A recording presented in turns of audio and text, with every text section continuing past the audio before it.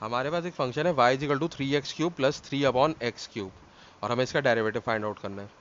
तो हम both sides का डेरिवेटिव ले लेंगे विद रिस्पेक्ट टू x। तो ये हो जाएगा dy/dx is equal to d/dx of 3x³ plus 3/x³। तो हमारे पास यहाँ पे दो टर्म्स है और हमने यहाँ पे डेरिवेटिव अप्लाई किया। डेरिवेटिव अप्लाई करने का मतलब ये होता है कि बोथ साइड से हम ये ऑपरेटर लिख देते हैं dy/dx। तो देखें dy/dx यहाँ पे भी लग गया और y के साथ भी लग गया, तो ये हो गया dy/dx। अब ये dy/dx दोनों टर्म्स के ऊपर अप्लाई होगा, तो हम सबसे पहले लिख लेंगे dy/dx ऑफ 3x³ और प्लस dy/dx ऑफ 3/x³। अब देखें हम ये कर सकते हैं, इस x³ को ऊपर ले जाएं तो x की पावर -3 हो जाएगी। तो dy/dx of 3x³ plus dy/dx of 3x की पावर -3 हो जाएगी। यानी कि अगर कोई वेरिएबल है और उसके ऊपर कुछ पावर है और उसको हम डिनोमिनेटर से न्यूमरेटर में लेके जाएं, यानी कि नीचे से ऊपर ले जाएं, तो उसकी पावर जो है वो उसका साइन चेंज हो जाता है। यानी कि नीचे अगर पॉजिटिव है तो ऊपर जाके वो नेगेटिव हो जाएगा।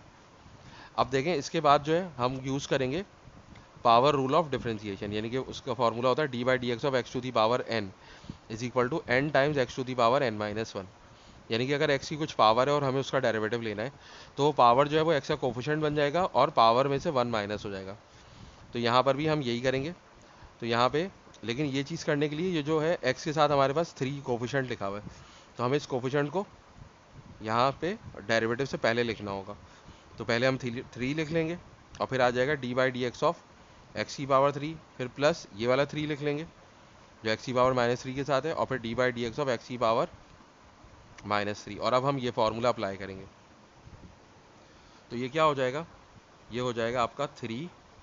अब देखें x की पावर 3 है, तो फार्मूले में जो था हमारे पास x की पावर n था, तो n आ गया पहले और फिर पावर में से 1 माइनस हो गया। तो ये जो है 3 ये x से पहले आ जाएगा और x की पावर हो जाएगी 3-1। इसी तरह +3।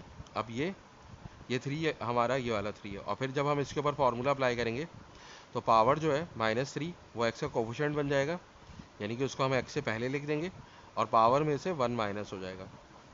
तो अब ये क्या हो जाएगा, 3×3=9 और x की पावर 2 हो जाएगी। इसी तरह प्लस माइनस माइनस और 9, 3×3=9 हो जाएगा और x की पावर क्या हो जाएगी, x की पावर हो जाएगी -4। तो अब इसको हम अगर और थोड़ा सिंप्लीफाई करें तो हमारे पास आंसर आएगा 9x² - 9/x की पावर 4। अब देखें x की पावर -4 है, इसको हम डिनोमिनेटर में ले जाएंगे, यानी कि नीचे ले जाएंगे फ्रैक्शन में, तो क्या हो जाएगा x की पावर 4 हो जाएगी, यानी कि पावर नेगेटिव से पॉजिटिव हो जाएगी। तो इस तरीके से हम कोई भी अलजेब्राइक फंक्शन हो तो उसका हम डेरिवेटिव फाइंड आउट करते हैं।